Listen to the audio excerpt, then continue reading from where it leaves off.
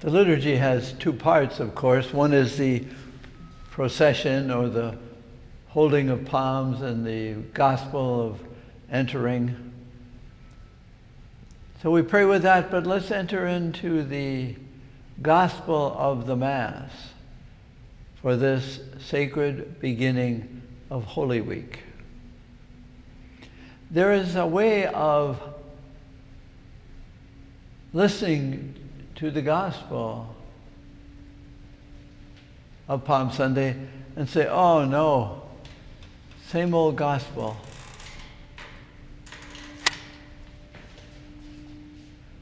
Okay.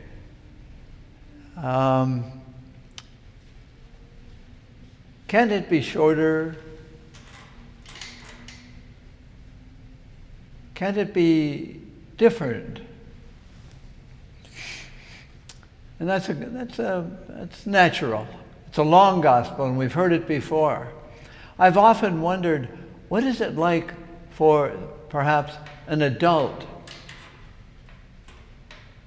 to hear it for the first time? A story. A couple of weeks ago, our basketball team played the number one team in the country, and I get so nervous at those games that I don't listen to them. I record them. And if they win, I listen to them later. Well, the game was over late. I listened to the first half, and it was very exciting, but I was tired. So I woke up early the next morning and listened to it. And you know, I was really excited. I knew that Creighton had won, but I was still excited.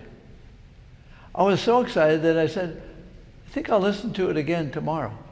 I did, but it wasn't very exciting. I knew, and I knew, so I deleted it. It's old. And so is Palm Sunday. It's old. And so I've been praying with it. How can it be not old? I would imagine like going to a football game, and maybe you don't know either team, but you're there, it's a festive occasion, nice weather. What happens if you go to a football game and you know one of the players, or two of the players, or you know the referee, or you know somebody in the band? You're more identified with what's going on. And maybe that's the way we could pray with the gospel today. And so I recommend getting the gospel out. Open it up and get to that chapter and get to those stories. And then be there. And this is a challenge. I'm going to give you a challenge. Do not read the gospel in a spirit of guilt. There is music and poetry. So it's not going to do you or me any good to find out how guilty I am, but how personal it was for those involved, all of them. So wherever you want to start, it's fine. Maybe were you at the Last Supper? And if in this gospel, Judas is predicted to be the betrayer. Before Judas leaves, what would you say to Judas? And what would Judas say to you? And how does Jesus look at Judas? And when you talk to Jesus about Judas, what would Jesus say? And what would you say to the apostles after Judas left? And what would they say to you? Are you mad at Judas? Or do you understand a little bit about Judas' betrayal? Is it a betrayal, or is it a mad attempt at Judas being more than he is? Could you have compassion with Judas that way? And then you go to the agony in the garden, and there are Peter, James, and John. Now remember, they were the people who were up with Jesus on the mountain during the Transfiguration. And now they're at the figuration. And they fall asleep. And what would you say to them? You should not have fallen asleep. You should have stayed awake. You should have been over there. Notice the shoulds. They fell asleep. You say, well, I would have done that. No, that's about you. Talk to Peter when he wakes up. Talk to Jesus when he's waking them up. Is Jesus mad at them? Is Jesus understanding of them? Talk to them. Listen to them. This will make the gospel real today. It's a new play. You will know the characters.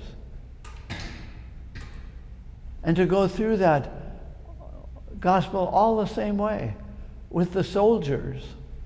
Could you talk to the soldiers? Mr. Soldier, do you know what you're doing? And what do they say? It's just another job. We've done this before, we'll do it again.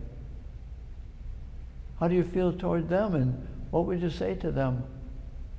Would you curse them or say, yeah, you're just doing your job? And so is Jesus, just being himself.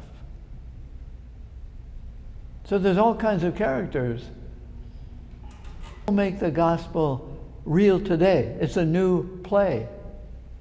You will know the characters. And to go through that gospel all the same way with the soldiers. Could you talk to the soldiers? Mr. Soldier, do you know what you're doing? And what do they say? It's just another job. We've done this before, we'll do it again. How do you feel toward them, and what would you say to them? Would you curse them or say, yeah, you're just doing your job? And so is Jesus, just being himself. So there's all kinds of characters. And then you meet